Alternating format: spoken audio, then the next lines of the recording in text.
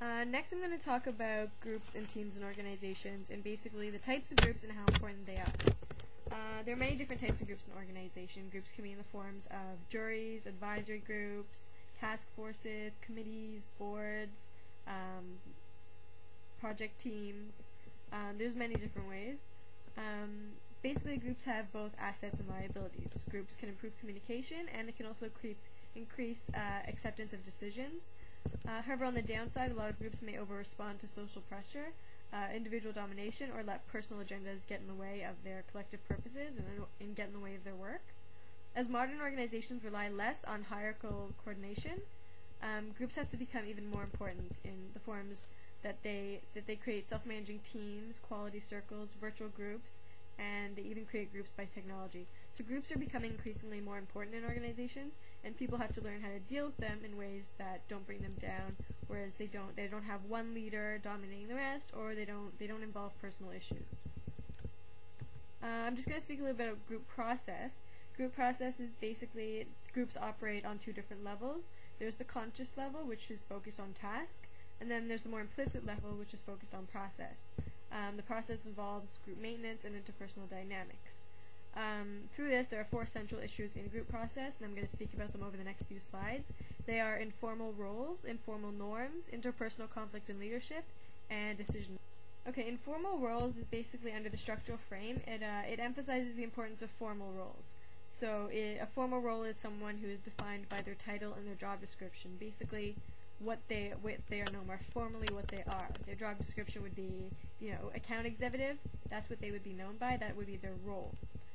In groups and teams, individual roles are often much more informal and implicit on both task and personal dimensions.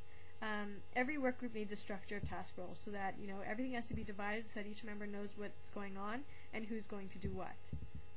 You can also have a very dramatic improvement in the effectiveness and the morale of groups in the organization by simply conducting team building processes. So it's like an engagement meeting where let's say you're about to build a new project, the members sit down, they discuss which role they prefer to have, how the group is going to operate in the future with this project, and basically the resources that each individual brings to the table so that they can meet that role. Informal group norms and networks are very important to organization. Every group develops informal rules to live by. They have norms that govern how the group functions and how members will conduct themselves. And usually, when a team is created, these are the first things that they go by. They create the norms to go by and the rules that they will follow. There's also a pattern of who relates to whom and how to help shape groups so that they perform positively and organized. An example of this is the movie Remember the Titans. There's a football team made up of mixed racial members, and it causes a lot of conflict between the people because they are not used to the diversity of the people and their different backgrounds, and they have a lot of personal conflicts. What it shows is that to overcome these personal conflicts becomes a very critical feature of the team's ability to work together, and it's very important to overcome these things so that the team doesn't suffer. Eventually they do overcome it and they win a championship. Interpersonal conflict in groups. Basically, as we saw, it's very halting to an organization when they have conflict in groups, so I'm going to talk about the different guidelines to approach conflict. Interpersonal conflict can block progress and time. It's very halting in an organization. The larger and more diverse the group, the greater the likelihood of conflict. So just like we discussed in Remember the Titans, it was a very diverse group, which makes opportunity for a lot of interpersonal conflict between personalities and backgrounds. So basically, here are some guidelines to deal with conflict. Firstly, develop skills. Group effectiveness depends on members' ability to understand what is happening and contribute to it effectively.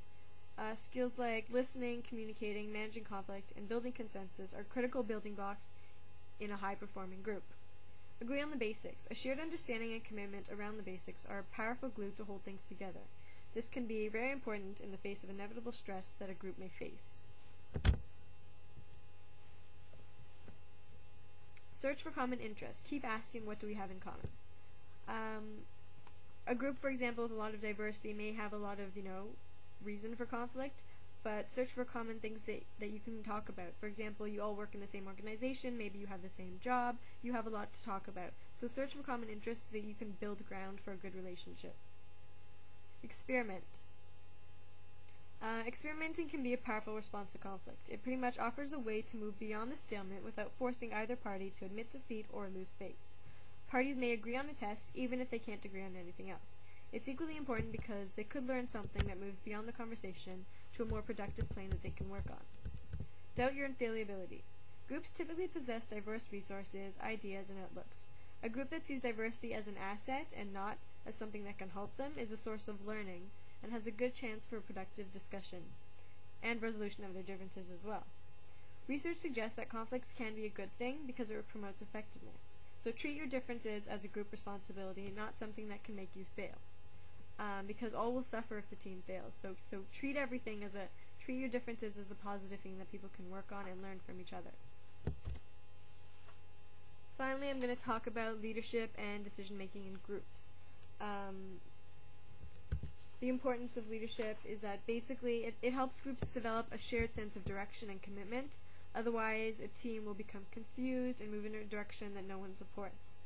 Hackman from Bowman and Deal emphasizes that a key function of leadership is setting a compelling direction for the teams, that work is challenging, but it energizes team members to generate strong collective motivation to perform well. Another key function is managing relationships with external constituents. Even though it's good to have a leader, it's not essential to have only one leader. Good leaders are the ones that are sensitive to both the task and the process. They enlist others actively in managing both. So an effective leader is someone who helps their group members communicate and work together, while less effective leaders will try and dominate and get their own ideas accepted alone.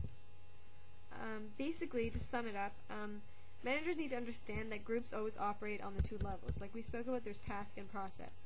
And both levels need to be managed if a group is to be effective. Among the significant process issues that we discussed, a manager has to help work through the informal roles, the informal norms, the interpersonal conflict, and the leadership and decision making. To show you an example of leadership and decision making conflict, I'm gonna show a clip from an episode of Dilbert, which we discussed about earlier in the presentation. This episode is called The Name, and you are welcome to watch the whole thing just to get an idea of what we're getting at.